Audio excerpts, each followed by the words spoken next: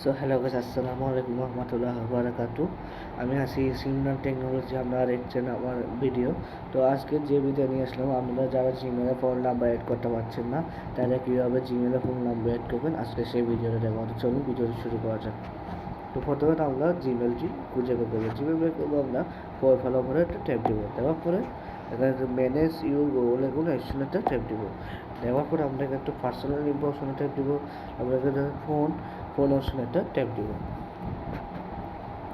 Tap দেওয়ার পরে একটু ওয়েট দিব এবং একটু ফোন নাম্বার অ্যাড নাও অপশনেরটা ট্যাপ দেবো। ট্যাপ দেওয়ার পরে দেখো একটু ট্যাপ দিব। তো একটু ট্যাপ দেওয়ার পরে আপনারা এখানে ফোন নাম্বার চাইবে। তো আপনারা এখানে এটা দেওয়ার পরে একটা লক চাবে, আপনার ফোনের যে লক দিয়েছে সেটা এই ফোনের লক চাবে। হওয়ার পরে আমরা এখানে ফোন নাম্বারটি দিয়ে দেবো। আমরা ফোন নাম্বারটি দিয়ে দিচ্ছি।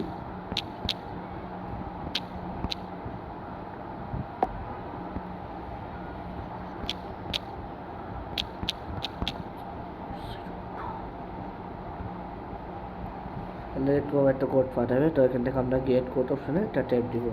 দেওয়ার পরে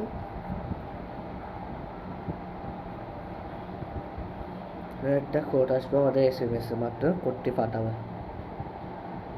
একটু ওয়েট করবো, এসে গেছে। আমরা কোডটি বসিয়ে দিব।